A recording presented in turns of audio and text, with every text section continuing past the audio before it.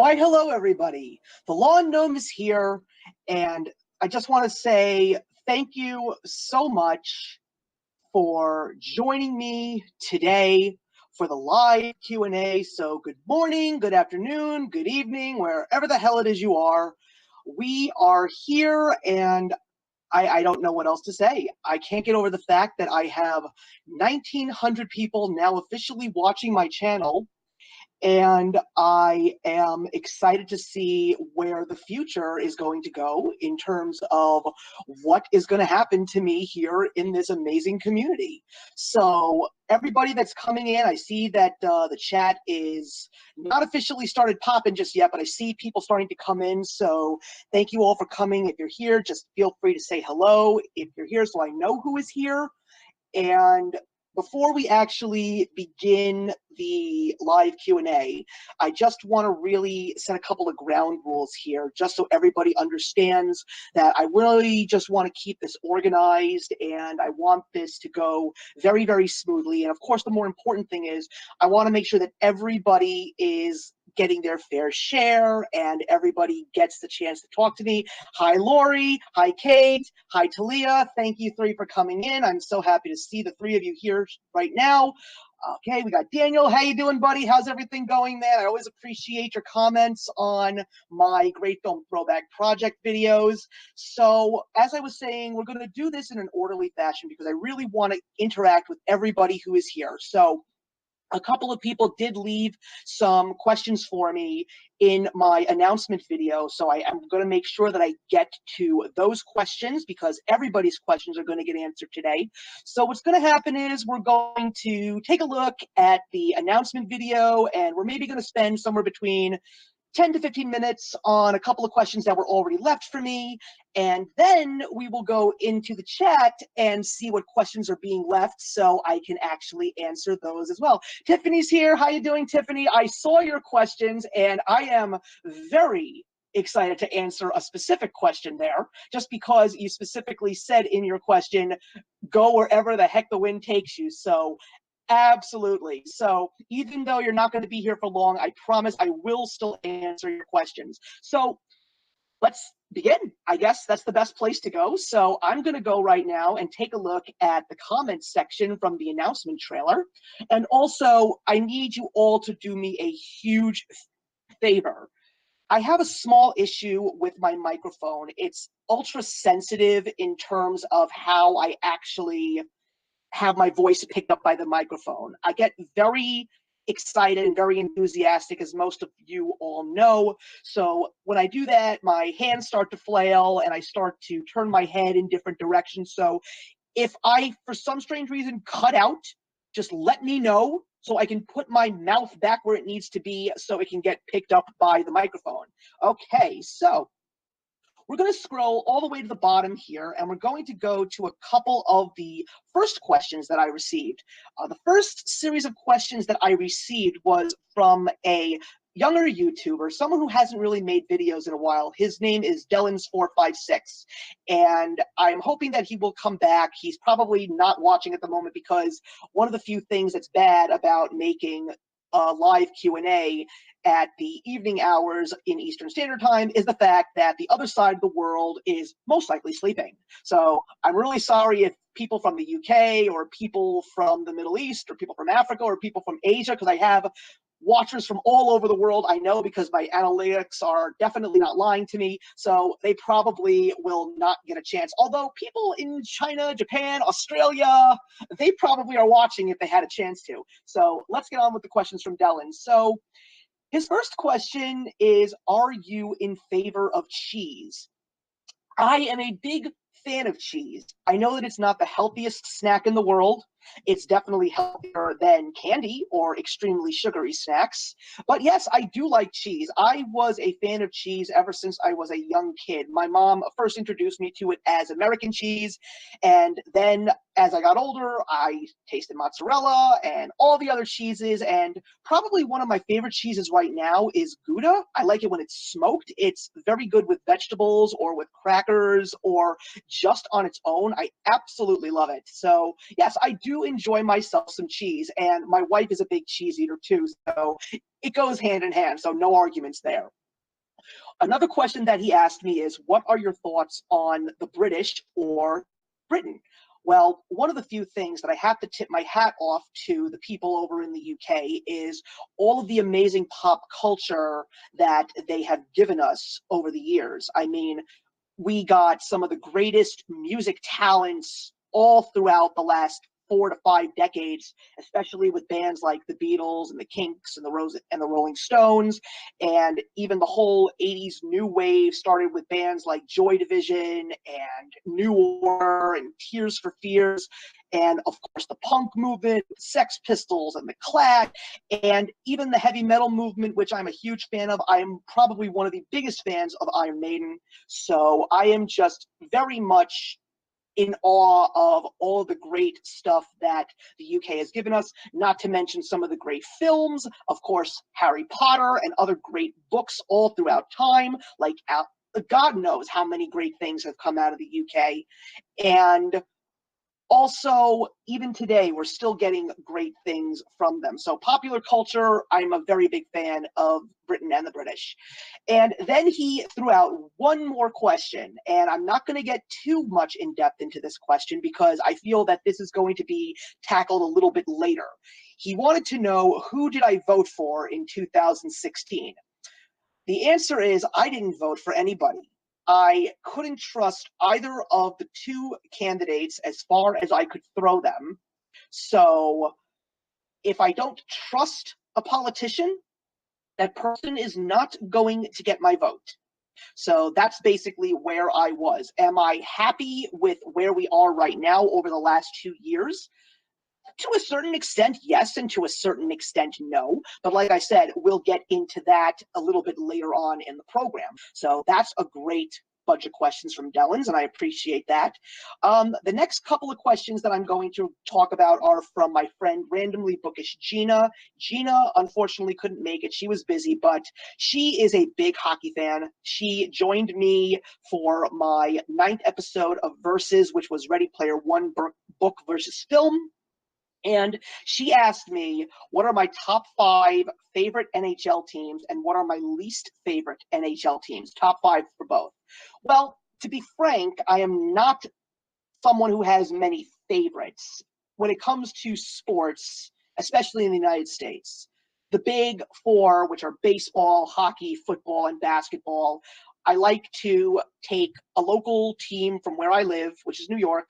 So that's number 1. And number 2, when it comes to getting a second team that I sort of like to follow, it's usually going to be either a team from the other league. So like an example would be, I'm a Mets fan, so my other favorite team would probably be in the American League, and that happens to be the Kansas City Royals. So it was kind of hard for me when the Mets faced the Royals in the 2015 World Series. But yes, I was rooting for the Mets. Let me make that clear.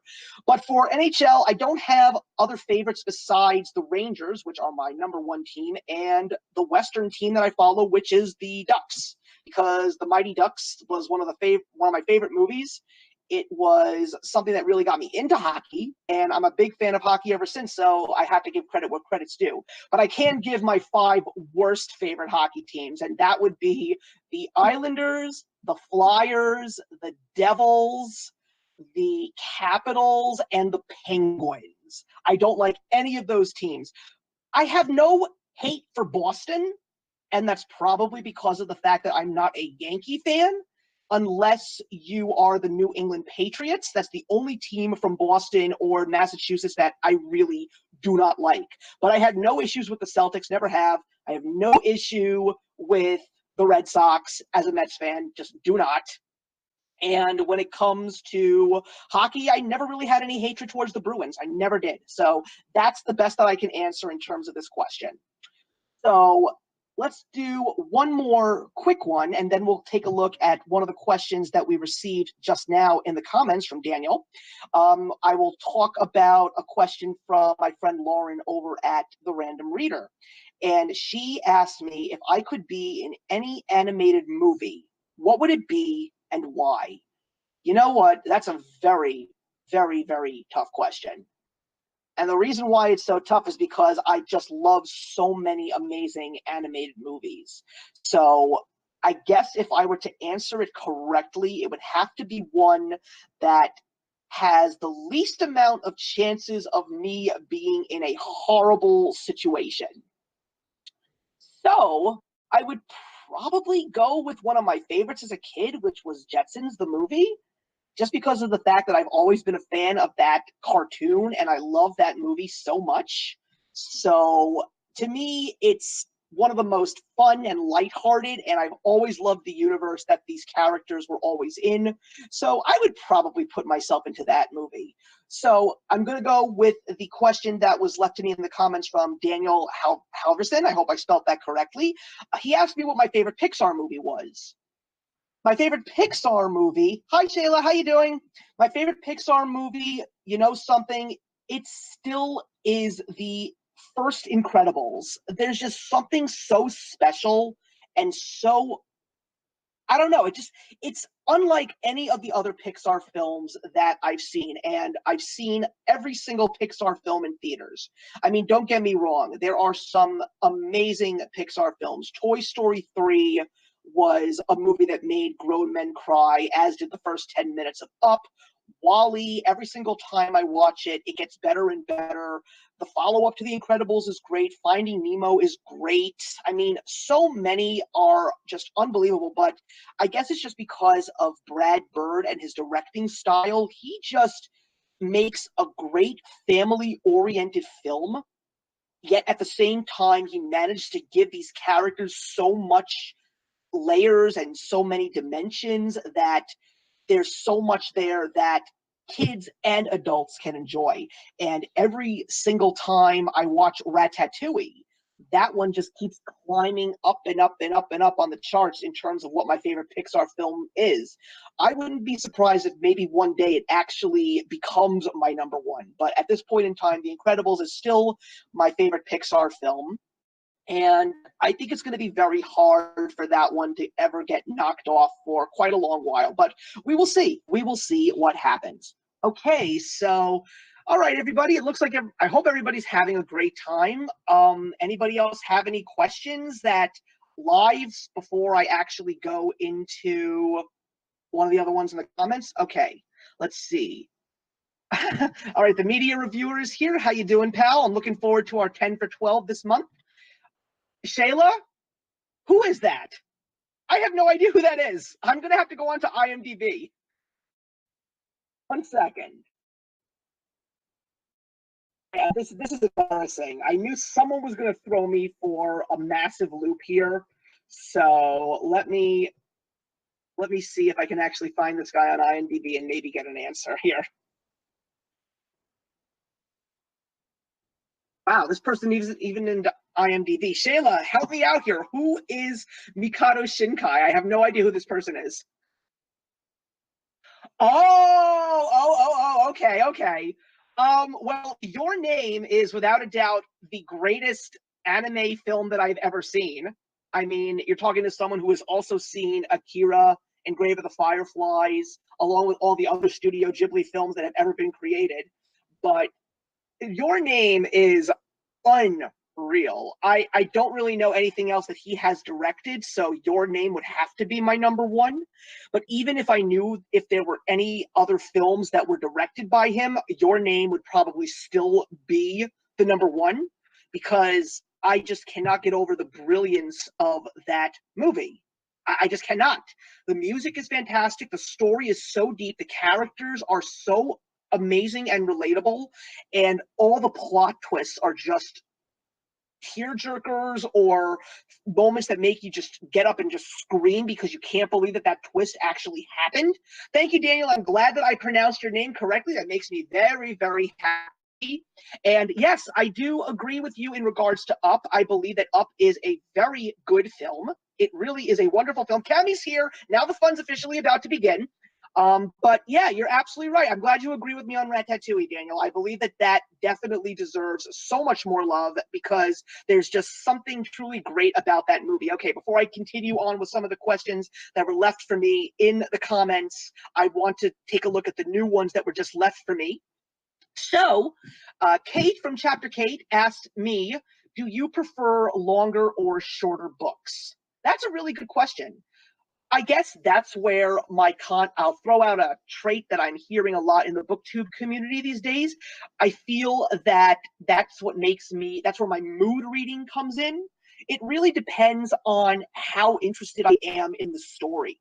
I mean, I read Stephen King's It in February of last year, and that's an 1100 page book. That's a monster of a book, and it is such a wonderful, wonderful book. It is so atmospheric. It's so deep. So many great dimensions to the characters, and I love how it's not a in-your-face scary book. It's rather a very creepy book, and I feel that creepy is better than flat-out jump scare or scary. So one big book, but I can read a small book and just have as much fun. Like, I will read Harry Potter and the Sorcerer's Stone millions of times. I'm reading William Shakespeare's Star Wars series now, and those are very, very small books. So I guess it really depends on the mood that I'm in. So if I'm in the mood for a big book, I'll read a big book. But also when I'm reading a series of books, like I've been reading the Dark Tower series by Stephen King right now, and I'm about to start the fourth book, and that's a big book. But I'm ready for it, because even though the other three books were not as big as this one, I still feel that I'm going to zip right through it and still have a really good time with it. So I hope that answers the question. So Talia from Bookish Paradise says, do you watch any anime movies or shows? And if so, what is your favorite? And then there's another question that I will get to as soon as I answer this question. I do watch a lot of anime. I don't really watch anything at the moment right now, but I do have a lot of series on DVD. Some of my favorites include Ranma One Half, Love Hina, Princess Nine. I am a huge Dragon Ball fan. I own the entire Dragon Ball saga all the way through GT. I don't have Super just yet, but I haven't even watched Super just yet. So I'm really excited to finally watch that series, because I heard that it is absolutely wonderful. And I do have all the Dragon Ball Z films and the Dragon Ball films and the one Dragon Ball GT film as well. But probably one of my favorite series of anime would probably be The Melancholy of Haruhi Suzumiya. It's a very unknown anime story, and it's so bizarre. It's The Breakfast Club meets The X-Files meets Scooby-Doo. I know that I can go into so much more into it, but I really don't want to spoil anybody, but if you just search for it, I'll just say the name of the series again. It's called The Melancholy of Haruhi Suzumiya. It's really, really funny, and it's just got such crazy coming of age moments and science fiction moments. It's funny as hell. I would recommend that one. Just be prepared to get a little bit weirded out. That's all that I'm going to say. And the third question, actually, that was a combination of an answer for two questions.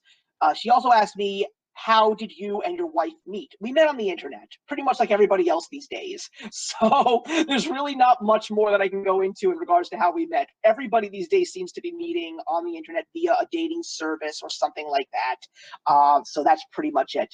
By the way, Shayla, if you're still there, what was the other film that you watched from the director of Your Name? I'd like to know the name. And Shayla has also watched Haruhi Suzumiya. That is awesome. That is awesome. I'm glad about that. Let's see what else is here. Let's see. Okay, so Jimbalee, I don't think I ever met you before. Connor Michael, thank you very much for coming. I don't really know the two of you, so thank you for coming either way. I'm sure I'll get to know you guys in the future. So Jimbalee asks, what is the best... Okay, he says the best plot twist is Fight Club. Fight Club definitely has a great twist, but there's so many other great plot twists out there. Connor Michael asks, is YouTube your job, or do you do something else? I actually do something else, but YouTube actually is a role that actually plays its part in my job. I am a database manager for a private college in New York City, and I do a small amount of work for the marketing department of the school to put up testimonials for students and people who are trying to look for a new college to attend. And that goes on to the school's YouTube channel. So I do a little bit of video editing and video posting for my college that I work for at for their YouTube channel, which is wonderful, and I really do enjoy doing that. Okay, thank you. No problem, Talia. I'm more than welcome to give you all the recommendations, and I'm glad that you were okay with the answers. Bethany is here. How you doing, Bethany? Thank you so much for stopping by. Let's see. Lori Dawson. Okay, we just had a live show, and we had way too much fun and way too much to drink while we were at it. So her question to me is, what could you give a 40-minute presentation on with absolutely no preparation? That is a fantastic question. I love that question. Probably. Let me think really hard about this. I could probably get a 40-minute presentation with absolutely no preparation on Star Wars. I can easily explain the entire series of Star Wars and go through the entire lineage and not have any hesitations. Maybe I'll do a couple of ums, or maybe I'll just try to gather my thoughts for a quick second, but that's pretty much it. But definitely Star Wars, because I was actually remembering something now. It just popped into my head. I had a fellow student when I was a senior in high school. That was the year that Star Wars Episode 1, The Phantom Menace, came out.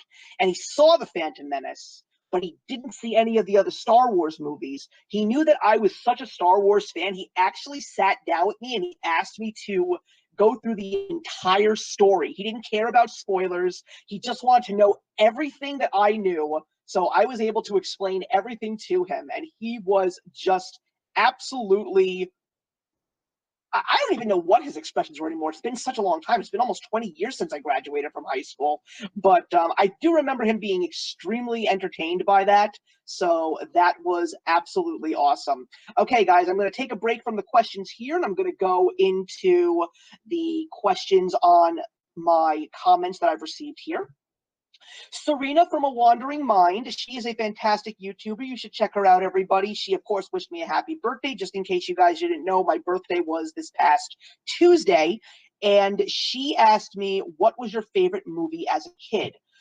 Well, there are a lot of movies that I was a fan of when I was a kid. And my mouth is about to dry up, so let me just take a quick sip of water, everybody. Thank you for that.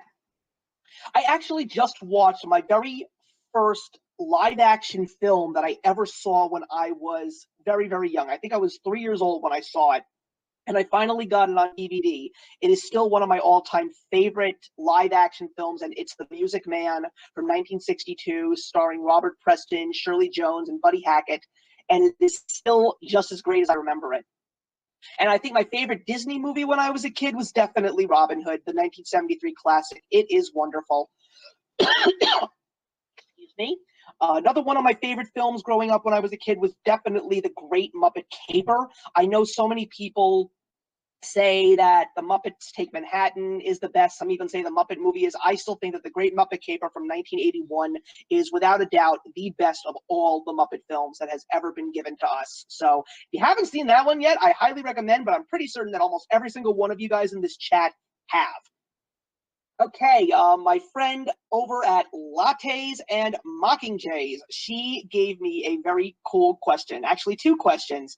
She asked me, how would you rank the Ninja Turtles? Well, I would have to go with my favorite Ninja Turtle first, which of course is Leonardo. And then I would probably put Raphael at number 2. He has really become one of my favorite Ninja Turtles over time, especially if you haven't seen the 2007 CGI TMNT film.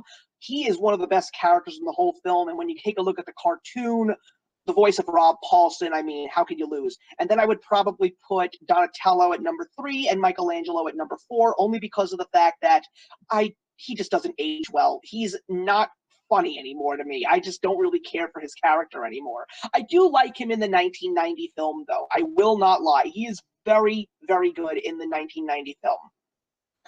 She also asked me, what other Hogwarts house do you think you would fit into? I am absolutely shocked that only one person asked this question. It would probably end up being Ravenclaw. Well, I am a Ravenclaw. Everybody in this world thinks that I really am a Hufflepuff, but based on where I am now as a person and my attitude these days in terms of how I live my life, definitely, definitely not a Hufflepuff. Probably a Slytherin. I am very, very cunning and very, very crafty when it comes to trying to get jobs done. And I am now showing a massively aggressive edge these days. So that means I am very much hell bent on getting what I want and making sure that my goals are achieved. So, yeah, if I were to be in any other house outside of Ravenclaw, I actually think I would be a Slytherin. It's crazy to think that. It really, really is crazy to think that. Okay, so before we go into the comments, I'm going to go and answer one more question. Let's see. Let's get to Cammie's questions from Cammie's Corner. She's got a couple of good ones here, and then we'll go into the comments. So Cammie asked me, what are my top 3 hobbies? Well, obviously, I love to watch movies. I don't want to say making YouTube videos is a hobby anymore. I mean, at the beginning it was really fun, but I'm really treating it more as a personal project or even from a business platform mentality, because now I'm really trying to hone my skills and take what I've learned as a YouTuber and actually try and use it more so in the real world. So that's one of the few reasons why I really don't want to consider YouTube, but definitely watching movies. Another one of my favorite hobbies is cooking. I love, love, love to cook. My wife always critiques herself in terms of her cooking. Every single time she makes something for me, she always says that she doesn't like it when she eats it. But meanwhile, I'm basically just sitting right next to her and I'm pretty much licking the plate clean as she continues to critique her own cooking talents. I think that she gets better every single time she makes something. She has put her own spins on some of her mother's recipes, and I think that they've worked out for the better. But cooking is one of my favorites because another one of my great hobbies is drawing. I haven't drawn in a while, but I'm hoping that when things really slow down, I think that I will probably get back to drawing.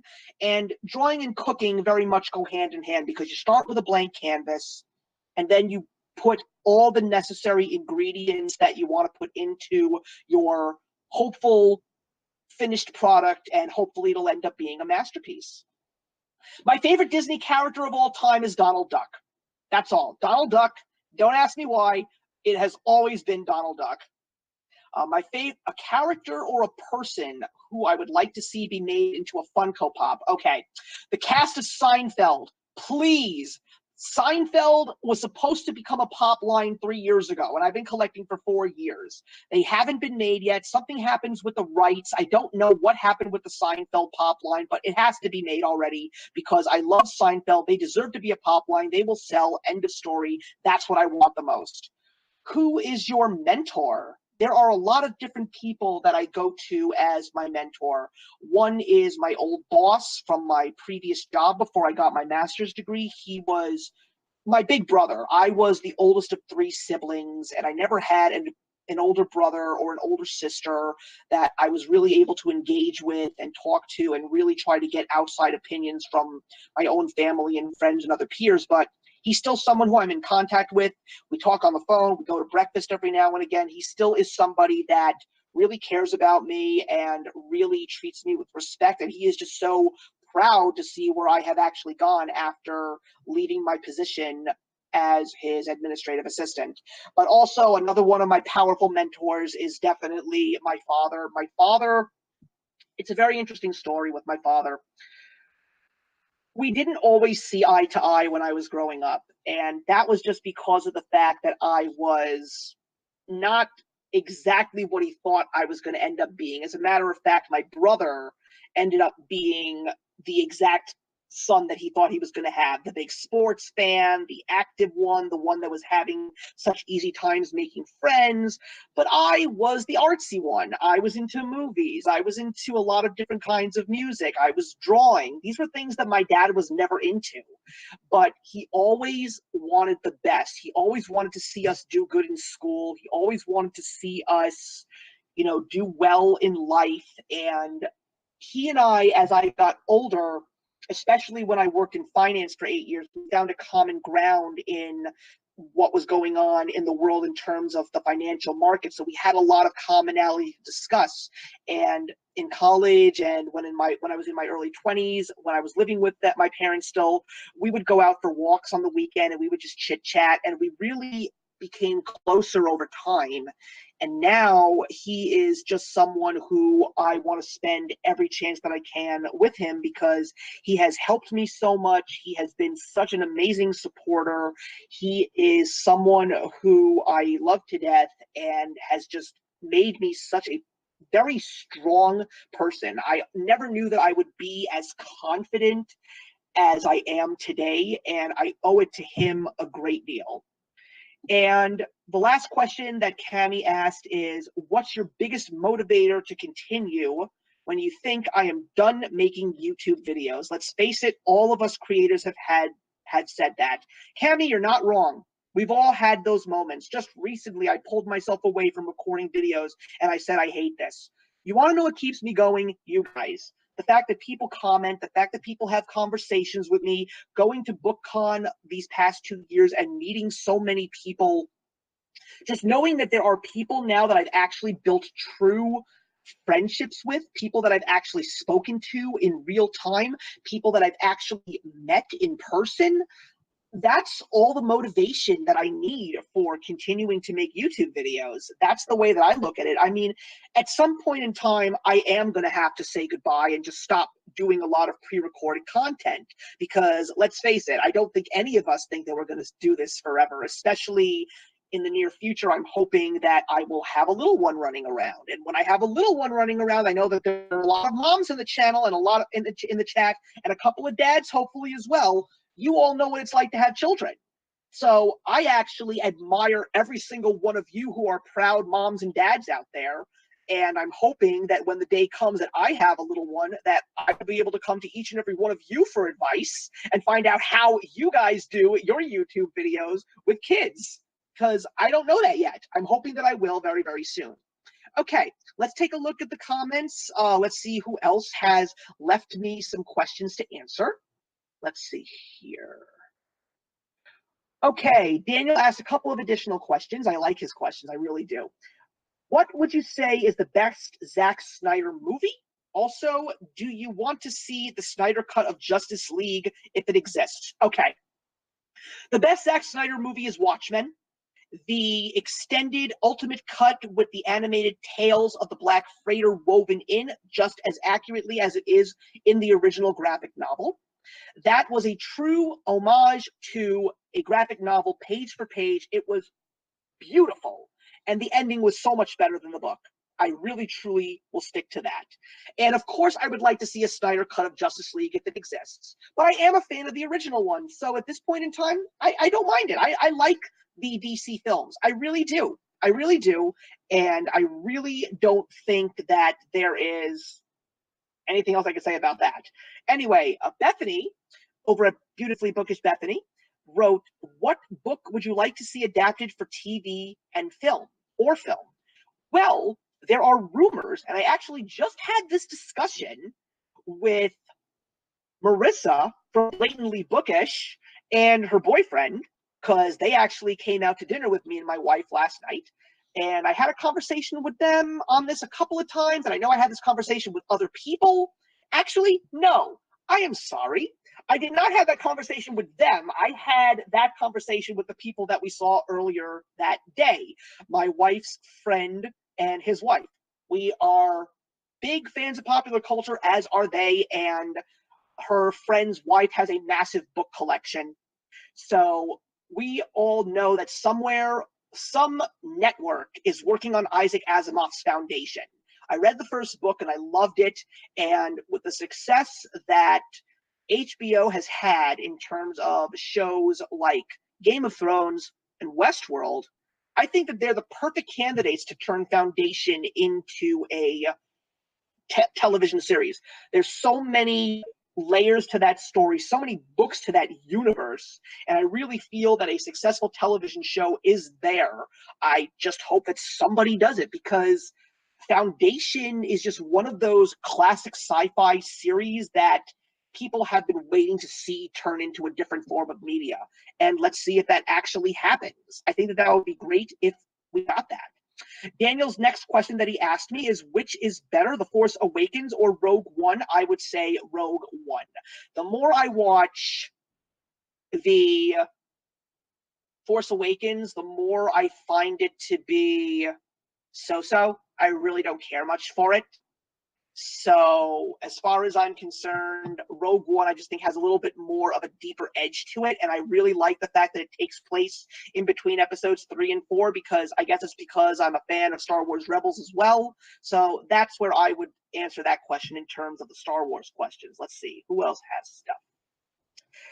Cammy asks me another question here. Which came first, the chicken or the egg? I don't know. Who does know the answer to that question? Tell me. Does anyone out there know the answer to that question? I guess the real question is, which went into my belly first, the chicken or the egg? And I think it might have actually been chicken. But I don't really know. But that I cannot answer that question. I really cannot. Thank you, Bethany, for the birthday wish. And then Cammy asked another question, your favorite movie of all time, animated and live action. Well, my favorite movie of all time, live action, is Back to the Future. End of story. No competition, no nothing. My favorite animated film of all time is Fantasia.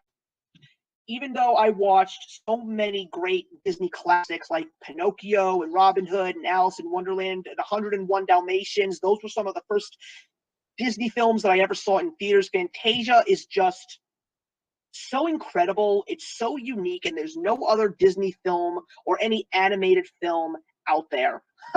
Thank you, Cammy. Slither Claw, come to the dark side. We have cookies. That's actually really funny. Have a good night, Connor. Have a very, very good night. Thank you for stopping by. Let's see.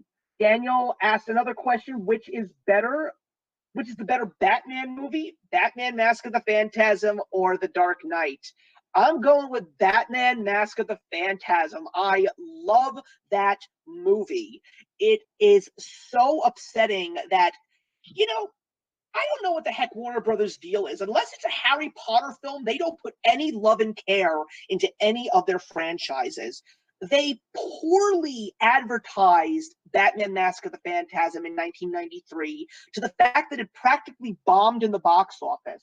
Because of the poor marketing that Warner Brothers did, imagine what would have happened if Mask of the Phantasm was a successful box office hit.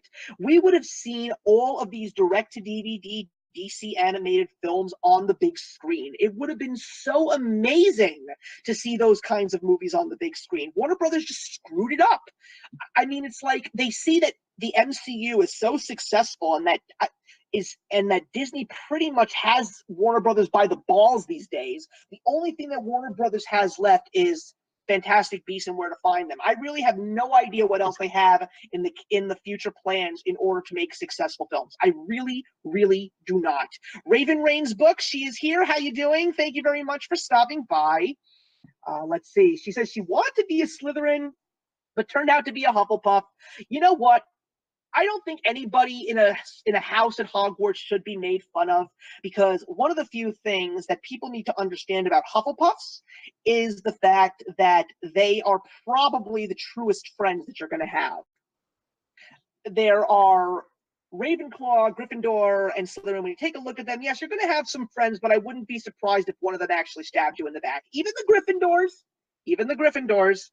But Hufflepuffs are those truly fierce friends, and they will be your friends till the very end. So the bonds of friendship are things that people really appreciate and really want more of these days. So I really feel that if people are Hufflepuffs out there, if they're made fun of, just remember that if you're not that person's friend, what does it matter?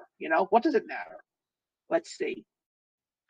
Daniel, what's with all? Oh my God, these questions! You're killing me, Smalls. Let's see here. If you had to eliminate one thing from your life, Star Wars or Harry Potter, what would it be? Star Wars, definitely Star Wars. After The Last Jedi, I will totally be willing to sacrifice Star Wars.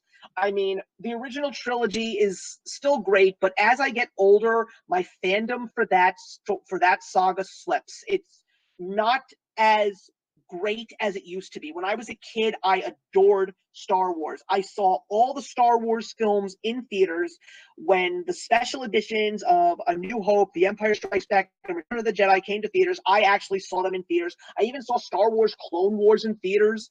But after seeing the last 4 Star Wars movies, they were okay, but they were not great. So I don't want okay Star Wars movies. I want great Star Wars movies. But also, another finger to point to take the blame is YouTube.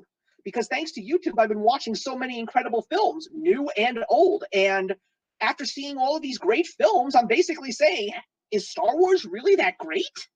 I don't really think so. So I would totally sacrifice Star Wars. Absolutely. Yeah, there you go, Daniel. I'm Mary Poppins, y'all. I totally agree with you there. I love that. And let's see. Beautifully bookish Bethany. What is she saying here? Let's see. Yes, you are absolutely right. There actually is Mistborn is in the works. I believe it's movies, though, because I spoke to Brandon Sanderson at BookCon, and I slowly told him that even though I liked his action sequences in the book, I'd love to see them on the big screen. And his answer to me was, "You never know." And then I just turned back to him and said, "Ewan McGregor for Cassiel." And that name is officially skipping my mind. I'm pretty certain I got it wrong. Oh shoot! What Kelsier? Kelsier. I think that's how you pronounce it. Yes, Ewan McGregor is the only person that I see as Kelsier, and I really hope that he becomes Kelsier. And when I actually said that to Brandon Sanderson, he actually nodded his head and said, "I like it." So maybe I just gave him an idea. That would be wonderful, don't you think? Anyway, let's take another break from the live Q&A. I am so glad to see everybody having an amazing time, but I'd like to go and take a look more at the comments and see what other people have asked. Let's see. Let's go to my friend Emily Boone. She gave some great questions. If someone narrated your life, who would you want to be the narrator? Patrick Stewart. Why the hell not? I would love for either Patrick Stewart or maybe even Brent Spiner, somebody from the Next Generation crew, because I love each and every one of them, and each and every one of them have such distinct voices. Hell, even Will Wheaton, why not? But definitely out of all of them, Patrick Stewart. I just love his voice. I love everything that he does. He is, I mean, I knew him in the beginning as Captain Jean-Luc Picard. And I, yes, do believe that he is better than Captain Kirk. I will say that right now. But when I heard his voice on Seth MacFarlane's American Dad, I was so blown away by the fact that he was actually doing something outside of being Jean-Luc Picard, and I freaking loved it. And now every time I see him in any kind of role, I just adore everything that he does. So he should definitely be the person that narrates my life. What movie quotes do I use on a regular basis? Ooh, let's think. Sometimes I do Sandlot, sometimes a lot of Kevin Smith movies. Clerks, Mallrats, Chasing Amy. Oh boy, I love quoting those movies. Animal House, I love to quote so much. Stripes, I like to quote. Lots of John Hughes movies. Those are usually the movies that I will see myself quoting. Let's see. What movie or picture or video always makes you laugh no matter how often you watch it? I will go back to Animal House. I just watched it very recently because I actually am going to be reviewing it on my channel soon for my fandom feature in September. And the scene that makes me laugh every single time is when Boone slices the golf ball, meaning the swing, calls it a slice, and it goes right through Dean Wormer's window and smashes his water bottle all over his glass water bottle all over his desk. That to me is something that never gets old. I am always laughing at that moment, and it still makes me laugh this hard to this very day. Let's see. Emily also asked if you were hired to show tourists what life is really like where you live, what would you show them? Well, considering the fact that I do in fact work in New York City, and I work in one direction 4 blocks away from Times Square, the other way 3 blocks away from the Empire State Building, I would definitely show them all the places that I like to eat. I would show them Midtown Comics, of course, because that is definitely one of the best places to see in the city. Bryant Park, hands down. The New York Public Library, definitely. And then I would probably direct them to the way of Central Park and probably Museum Row. So they could go to the Metropolitan Museum of Art, the Museum of Natural History, maybe the New York Historical Society, the MoMA, wherever that may be. I know that is somewhere, but I still haven't gone to that. And I haven't gone to the Guggenheim either. I need to go to the Guggenheim one of these days. I mean, I pass it every day. I take the express bus to work. And it's just so funny how, as a New Yorker, I take so many of these things for granted. I mean, it's a true story here, but I actually never went to the Twin Towers. And I lived in New York, near New York City, all my life. And I passed the Twin Towers. I saw the Twin Towers almost every single time I was close to Manhattan. And when 9/11 came, I just broke down because I couldn't believe how much I took my amazing city for granted. It was heartbreaking. And no, I still haven't even gone to the Freedom Tower. So it's got to change at this point in time. It definitely has to change. And Emily's last question is, who is your go-to band or artist when you can't decide on something to listen to? That would be the Beatles. Is there anyone better? Okay, let's take a look at a couple of additional questions here. Let's see what else we have before we go back to the comments. How is everybody doing? One of you or 5 of you, let me know how everybody's doing. Who's still here? I'd like to know. I could definitely say that Daniel is still here. And I'm going to assume that Cami is still here too. Raise your hands, class. Who's still here? And as I'm waiting, I will go and see what else we have here. Let's see. Okay, there's one more question in the comments. It's from Tiffany from Hierarchy of Reads. I'm not going to answer this one yet because there's a lot of very good questions that I will be speaking about in length. So you guys, if you're going to stick around for a little while longer, you're definitely going to want to hear some of this. I mean, I don't know how much longer we're going to be here. I mean, we've almost been on for almost an hour. I mean, I said the party would go on until question marks, but it really depends on how many questions I actually get. But we'll leave that up to chance. I know it's not going to be more than 2 hours, but anyway, I would like to see what other questions we have here. Let's see. Okay, Raven Rain's Books, she asked a really good question here. What has been the biggest life-changing thing or event that has ever happened to you? That is an amazing question. I will say that that would be me meeting my wife. I met my wife on Christmas Eve 2012, and we spent a few hours at a local Panera. And we had an amazing time. We had a great conversation.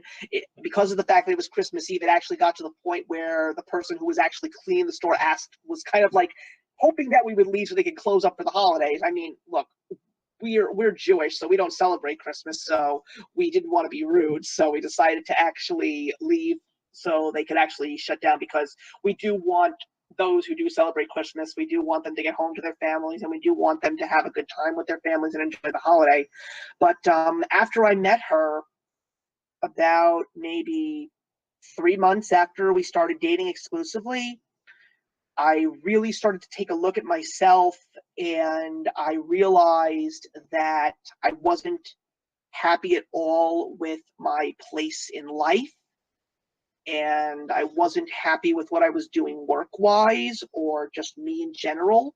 So I took a massive risk, and I spoke to my parents, and I spoke to my girlfriend at the time, who now is my wife, Jennifer, and I asked them, what would you say if I just picked up and left my job, and I went back to school, and I got myself a master's and started myself on a new career path that shows promise and that I would actually make a successful life for myself. Because when Jennifer came into my life, I realized that there was a very good chance that she was going to be the one. There was just something about her that I knew was going to. She was the one. I could tell very soon after starting dating her. And where I was work wise, I said, I'm not going to be able to give her a good life. And we all know the famous saying, happy wife, happy life. So I took the chance. The people around me were very hesitant because I was not the best student when I was growing up. And I proved everybody wrong. I made the dean's list twice in grad school. I got scholarships because of my GPA. I took a non-paid internship at the school to start putting some of the skills that I was learning in database management and data analytics to work. I started rubbing elbows with the people at the school, so I started meeting management and I started meeting heads of departments. And after a year and a half, almost 2 years of doing this non-paid internship, I was put in front of the right person in the school administration. They gave me a sit down with the head of the IT department, and my name was thrown out to a whole bunch of managers all around the schools, and I got contacted by a couple of them. And one of them ended up being my now current job. And when I got the job, it was a good salary, and that was when I realized it was time to get the ring, time to get married, and we're just keeping on and we're moving forward. She's got a great job too. She's got a good teaching job. She loves what she's doing, and she really was the thing that changed my life. It is absolutely crazy to really think that. It's amazing to know that we've been married for a little over 2 years now. We've been dating since 2012, married since 2016. I'm very happy. And it's just, we've got nowhere else to go but up. That's it.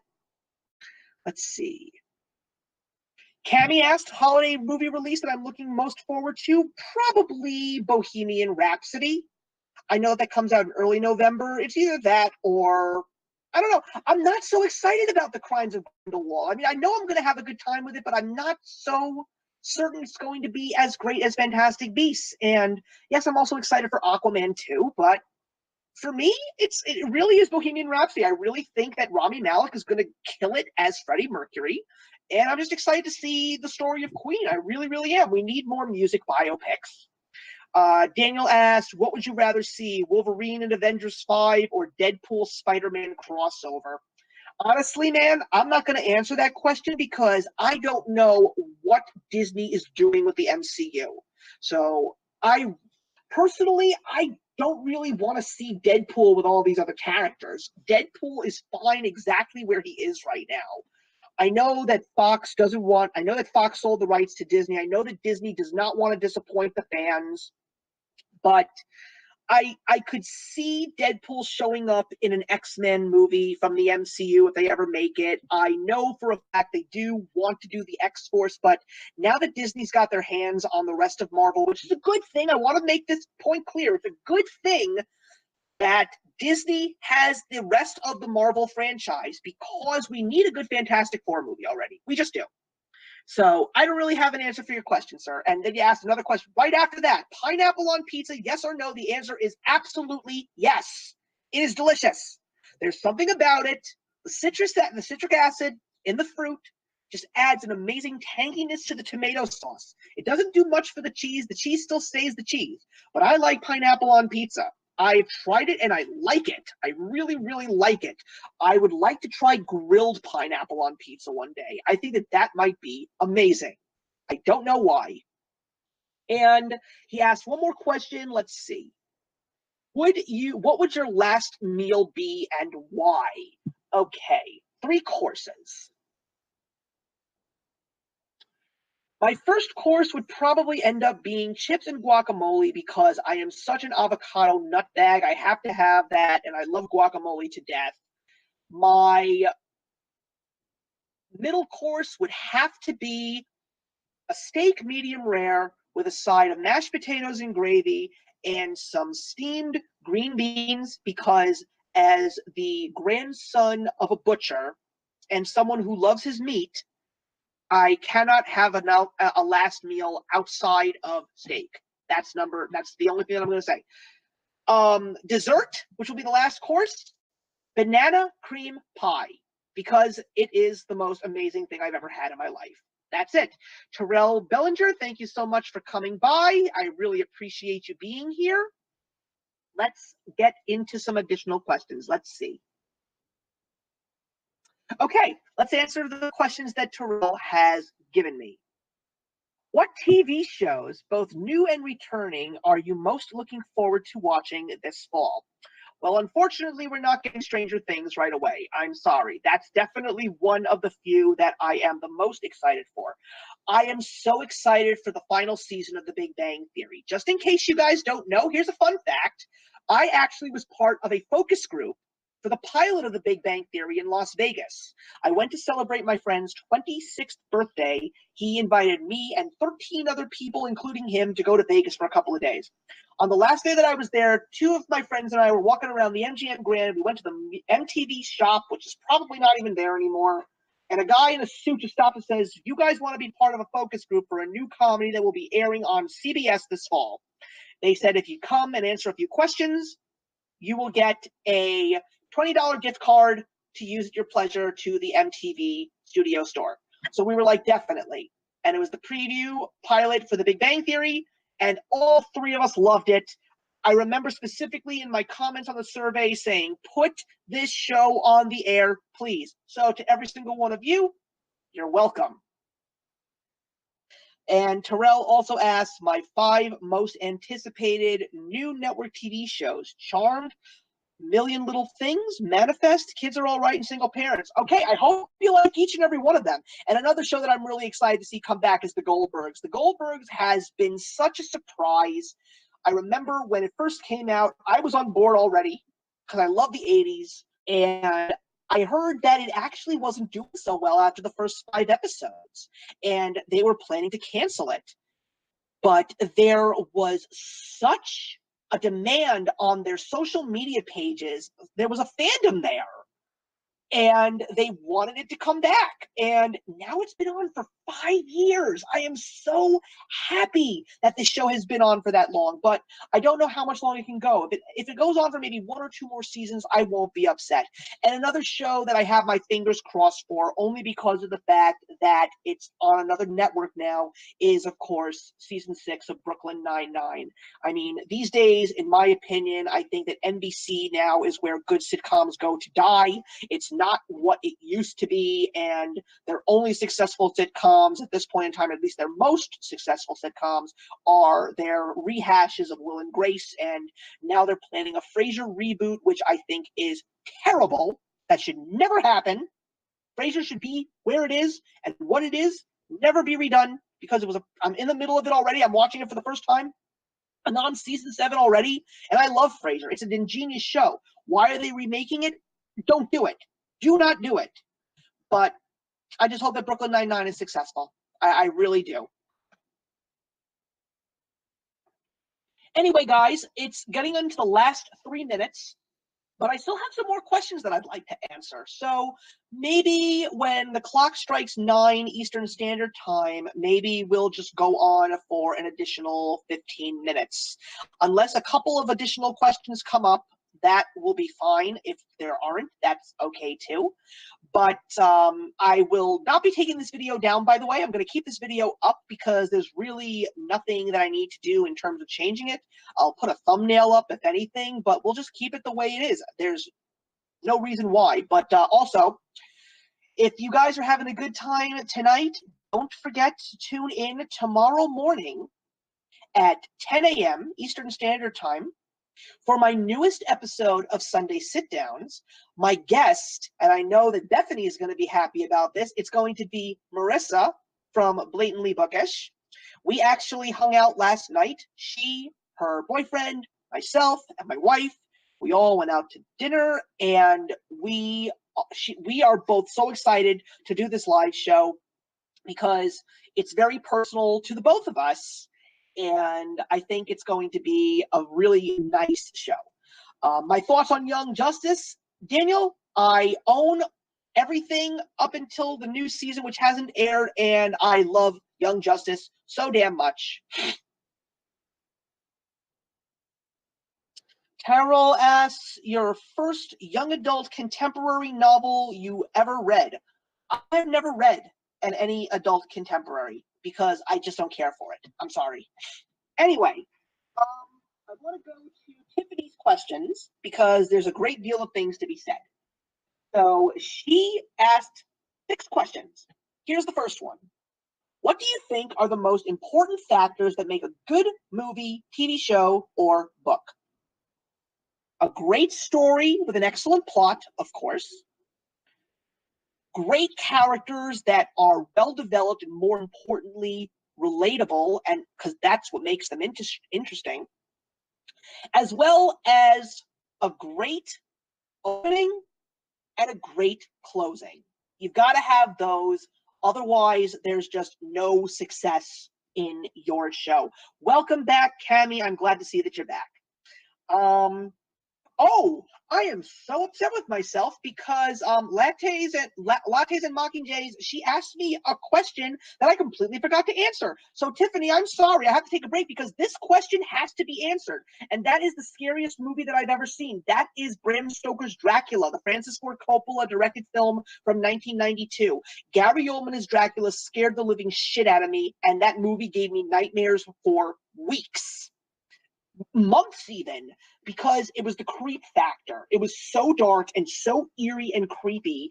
I couldn't get over how scary that movie was. And let me tell you guys, seeing Gary Oldman win the Best Actor Oscar earlier this year for The Darkest Hour made me so happy. Charles is here. So great to see you. I am so glad to see you here in the chats. But anyway, I'm going to get to yours and Daniel's questions as soon as I finish with Tiffany's questions. So that was my first with the show, book, and movie.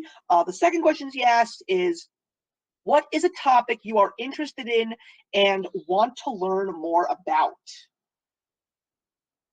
I don't really know how to answer that question. I need a little bit more specifics, but I guess I could give you the best answer that I can. From a historical standpoint, I would really like to see more about gangsters in the 1920s and 30s. I mean, Boardwalk Empire was probably one of the best ways that I got to see a little bit more of a deeper sense into it. Emma's here. I'm so glad to see you. Thank you so much for stopping by. Yeah, so I would like to see more about the mafia and other gangsters, because what's really amazing about Prohibition in the late 1920s going into the early 30s, the best thing about it was how many nationalities were involved with all of these underground crime movements. It wasn't just the Italians. The Jews had their hands in it. The Russians had their hands in it. The Irish had their hands in it. There were so many different nationalities. The gangsters were quite diverse back there. So that's definitely an interesting thing that I would like to see more of. And I think one of the other most important things was, especially if you saw Boardwalk Empire, there were even a lot of blacks that were involved in the gangster doings as well, which made it even more interesting, and even a couple of Hispanic ones too. So everybody was involved in the 1920s and 30s when it came to the crime underground, and I really want to see a little bit more of that. Tiffany also asked her third question, which is aliens or not. The thing is, I am a spiritual person, and I know that we shouldn't believe in life on other worlds, but at this point, I think it's impossible to believe that there isn't something out there that exists, especially with the fact that we are discovering crazy things out there, like other planets that do in fact support human life, the fact that we are finding frozen water on the moon now and on Mars. So who knows what is out there or was out there? As a matter of fact, I am going to say something that could get me into some serious trouble. But if you take a look at some of the sage scriptures in the Old Testament, especially in the books of prophets, there was a talk, and maybe even in the Babylonian Talmud as well, there are a couple of pieces that actually talk about strangers from a far off land, and they weren't necessarily described as humans. So For all we know, we may have actually seen aliens and we just don't know. But Cammy, yeah, I do believe that there could in fact be other life out there and we just don't know. Okay, here come the two questions from Tiffany that I have been very, very excited to ask, but I'm actually going to skip those over because I want these two to be the last ones. Question number 6 that she gave me is, what are your long-term goals? My long-term goals right now are to just continue to be successful at the job that I do and continue on with my career, finally finish the house hunt and get into a forever home with my wonderful wife and become a father. That's actually one of my true goals in life right now. I see my brother and his 2 daughters. I see my sister and her daughter, and of course, my brother's wife, my sister's husband. They are, even though it can be a hassle, they love being parents, and their kids are wonderful. And I would like to have one of my own because, I'm not getting any younger. I just feel that being a father would probably be my most sought after long-term goal right now. Okay, so let's go on to the other 2 questions. So her 4th question that she asked me, even though we skipped around, we're still on hierarchy of reads, Tiffany's questions. What is a social issue that is very important to you?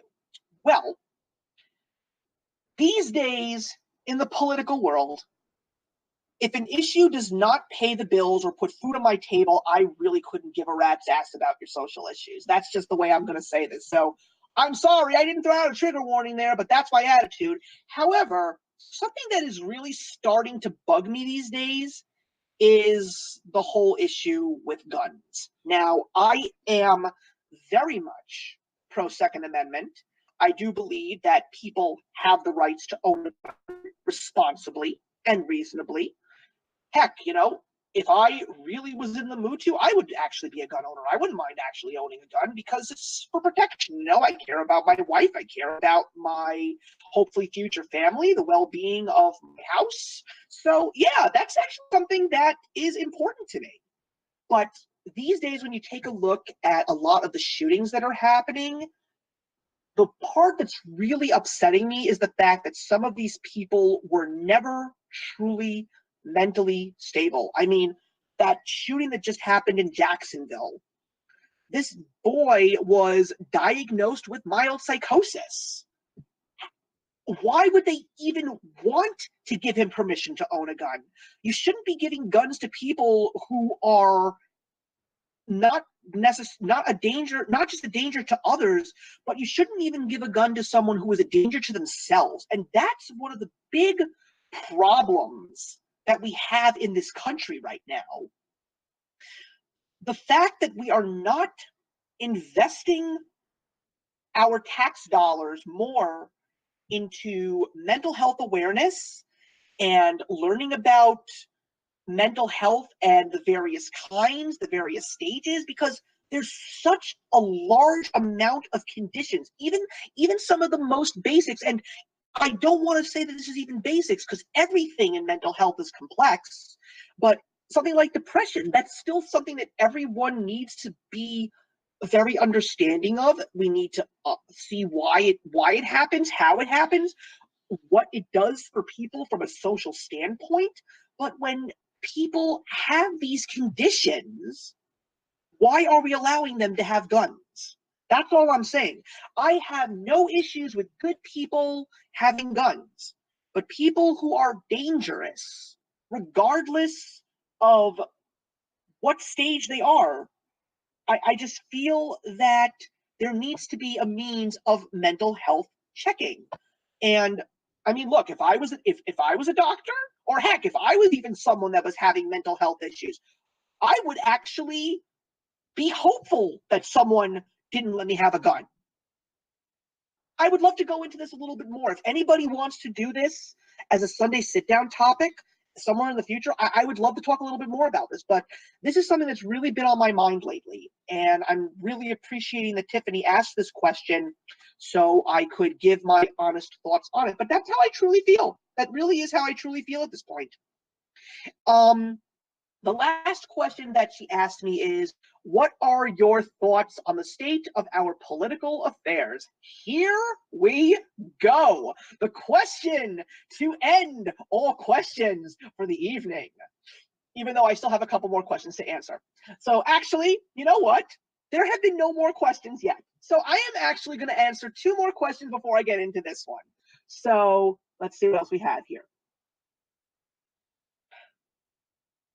Charles asked, what would you say is the greatest comic book movie that I have seen so far? It is definitely Watchmen. Definitely Watchmen. Daniel asked, do I plan on seeing Mowgli? The answer is no. Cami asked, do I speak any other languages? I used to speak better Hebrew, but I don't. I know a teensy bit of German because my grandparents were from Germany.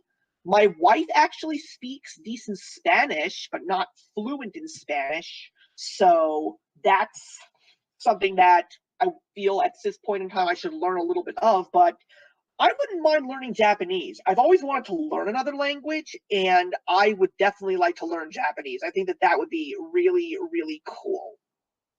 And another question that was asked by Terrell Bellinger is, what is your favorite slasher film with the final girl trope? Well, I'm not going to answer that question because I haven't seen many slasher films, so I really can't give you a specific answer, so I'm really, really sorry. So we're going to answer the last question of the night, and before I finish this up, guys, I just want to say thank you so much for letting me do this tonight. It has been such a fun time. I'm hoping you all had a fun time. So, as I said, the last question comes from Tiffany from Hierarchy of Reads. What are your thoughts on the state of our political affairs? Pardon my French. It's completely fucked up. I mean, as I said earlier, that I didn't vote for anybody in the election.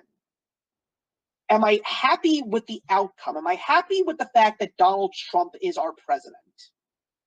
The answer is it's a yes and a no. Let's go with the no first.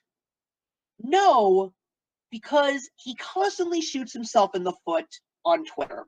I don't appreciate what he does on Twitter at all. I think that it's good to have people speak their minds. I do, however, appreciate the fact that he is willing to take on his critics because no president really has done that. But at the same time, he's not carrying himself well. You can go against your opponents, but you can still be a mature and reasonable gentleman or gentlewoman about that. But he's not the brightest crayon in the box when it comes to these matters. The other thing is, he really is not good at talking about things on the fly. Even President George W. Bush was able to do things decently on the fly. But he goes in so many different ways from Sunday, and every single time he goes in every single direction, nothing makes sense, and all of his words are twisted. But then again, at the same time, his words don't necessarily need to be twisted. I think one of the major issues that we are having here is that the talking heads on television, whether they come from conservative media like Fox News or left-wing media like CNN, everything is extremely biased, although as someone who actually likes to see what's happening in the world and politics these days on both sides, I do watch both sides. I watch liberal and I watch conservative. And I can definitely tell you guys for a serious fact that the left-wing media is definitely more biased than the right-wing media. The right-wing media will definitely let everybody know when he screws up, but they're not going out of their way to find as much dirt as they possibly can to destroy him, because we have to take a look at things that are actually happening in this country that are actually going well.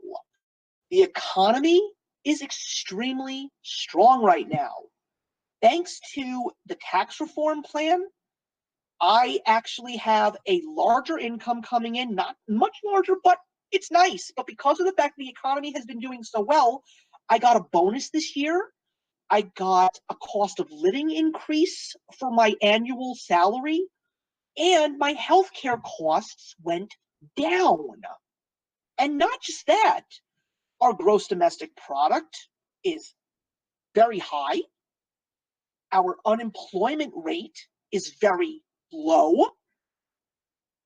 And that's for everybody. I mean, I'm still trying to understand the whole thing about him being labeled as a racist. Because one of the things that he never shuts up about is the fact that Hispanics and Blacks have extremely low employment rates. Same thing about women, but honestly, him and women, that's something that I know he has a couple of. This is not even speculation here. He has skeletons in his closet when it comes to women. We know that. We know that. Daniel, you didn't have to retract that. I respect you for your opinion, okay? We may not agree on the political spectrum because I know that you and I have had many conversations about this. It's okay. You don't like the guy, you don't have to like the guy. You have your right, even if you're not an American citizen. You live in Norway. You live in a democracy. You have the right to say whatever the hell you want, man. I'm proud of that, and you should be proud too. But I am just happy with everything that's happening from a business perspective, from an economy perspective, because I remember the Great Recession of 2008. Seeing where I was and seeing what's happening now, and seeing how fruitful, even though there's still tons of speculation in terms of business and the economy, I'm still living in the moment, and I'm still very happy to see that everything is going very well in that perspective. And I'm very happy to see that people have jobs now. I'm very happy to see that people are making more money, because forget about what they're saying in the news, this blue wave or this red wave. People are going to vote with their pocketbooks, because that's the way we always vote, because that's what we truly care about at the end of the day. You may say that you don't care about money. Anybody who says that money is the root of all evil doesn't have any. That's something that I've learned. When you have money and you have cash to spend and cash to save, life is better. Every single time I've seen people in my life, some of them are not even my friends anymore, and they have money troubles, it's a freaking bloodbath. These people are at each other's throats. It's a terrible situation. I don't ever want that. But I do believe that in terms of the social issues, part of it is Donald Trump not knowing how to say everything correctly. That's number one. But number two, it's also the outlets that people are getting their information from, both on the right and on the left. We've become extreme polar opposites. We are not seeing eye to eye, and it's not that we can't, it's that we don't want to. But as a former centrist liberal, now turned conservative, not extreme right conservative, but very proudly conservative with an open mind. When Donald Trump won the election, the first thing that I did was I reached out to as many people that I know that for a solid fact were extremely liberal and voted for Hillary Clinton, and I just wanted to let them know that I didn't care, that I'm still going to be your friend regardless of who you voted for, and I would like to have conversations with you in regards to how you feel, why you feel this way. But all of these social issues that everybody is fighting for, and these environmental issues, if they're not making anybody money, I don't see a point in getting involved with them. I mean, I do very much care about everybody's rights and everybody's equality living in this country. And I respect everybody regardless of their race, their religion, their ethnicity, their sexual orientation. Everybody's human. But I'm not looking out for everybody. I'm looking out for me right now. And that's the only person that I truly care about. Myself, my wife. me and myself, that's all who matters right now. Everybody else is just here. Everybody else has their own problems to figure out, their own problems to sort out, and it's not my job to sort them out for you. I'm not you. Because even when I try to give people advice, they don't listen to me. They just run off and keep digging that hole for themselves until the point that there's not going to be a rope or a hand to be extended in order for them to get out of their funk. So, not my issue. But I really hope that we come together, that we actually start talking to each other. And hi, Emily. So glad to see you. I'm hoping that you were satisfied with the answers of my question. Glad to see that you've been here the whole time as well. But that's how I feel. The social issues are not the president's responsibility. He's making them his fault because of the stupid things that he says from time to time. But in terms of the social issues right now, we all just have to respect each other. We have to look out for ourselves first, but we have to respect each other at secondary. And in regards to the environment, and then I'm going to close this for the night, everybody. I am someone who wants to see this planet survive. I do believe in a clean living and all that wonderful stuff. But the thing that I really get upset about is the fact that we still have a long way to go in regards to creating technology that uses reusable, recyclable, clean energy that actually has the ability to power cities. We haven't reached that point yet. We still have these solar yards, but I don't know how powerful they can be to power something like New York City. We cannot abandon plan A until we are absolutely certain that plan B works efficiently. And that was one of the main issues that I had with President Obama, because of the fact that he immediately cut back on all the ways that we were getting power and started to invest in clean energy. We lost a ton of jobs because of that. You can't do that, especially when people have mouths to feed, families to feed. We had to really do more research and try to perfect these new ways to sustain our planet and sustain the energy. So until we know for a solid fact that it works, we cannot abandon what we're doing right now. See, as far as I am concerned, I know that we are cutting back on a lot of those regulations. However, we're still not stopping and investing in technologies that are going to make ourselves better environmentally. I mean, quite frankly, there are countries that are doing worse than we are in regards to polluting the environment, and it's terrible.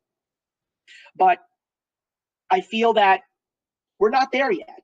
We still have time. We still have lots of time and lots of technology and effort.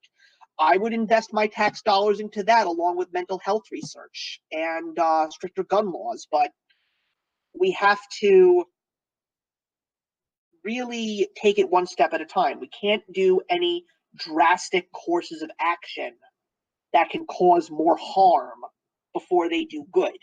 Because I know a lot of people say that the short-term losses now will yield more positive long-term gains in the long run. Well, in terms of the ways that we have been trying to do alternative and clean energy sources, I don't think we've reached that success. We have not. And one of the other things that I will say is some of these alternative sources of energy are worse for the environment than what we're doing right now. I can give you guys some things to look at, but these fully electric cars are not as safe as we think, especially when it comes to those batteries, because we can't recycle those batteries. They're going to be put into landfills, and those are going to be more of a hazard than plastic straws at the end of the day. You'll see. But anyway, guys, I think we're going to wrap this up right now. I know that we went a little bit more over than I thought we would, but that's great. An hour, almost an hour and a half, not bad. I am hoping that you all were okay with my answers in regards to what I said about the political spectrum. I would be more than happy to talk to each and every one of you individually via Twitter if you want to talk about some of these things in more detail, because I feel that the more that we talk, the more we can unite, the more we can actually have great conversations and respect each other for our own personal opinions and our own individualities, because that's really what it's all about. So, guys, it's been wonderful. 1,900 subscribers and going higher. I'm hoping that I will hit 2,000 very, very soon. I really do. I don't know how long it's going to take me, but I'm going to try. But thank you all for watching this live Q&A, and I appreciate each and every one of you who left me a question to answer. I'm hoping that you are all satisfied with your answers. And in the meantime, don't forget that tomorrow morning, Sunday, September 2nd, at 10 a.m., there will be a new episode of Sunday Sit Downs, and I am going to be talking to my friend Marissa over at Blatantly Bookish, and I think we're all going to have a really, really good hour of conversation. So thank you very much for watching, everybody. I will see you all in the next one. Thank you for watching. Hey, thank you so much for stopping by my channel today. If you're new here and want to see more of what my channel has to offer, please click on the link to my last video, or hit that subscribe button to be kept up to date with all of my uploads. Content of all sorts is posted here quite often, so trust me, you do not want to fall behind. I will see you in the comments, and actions speak louder than words.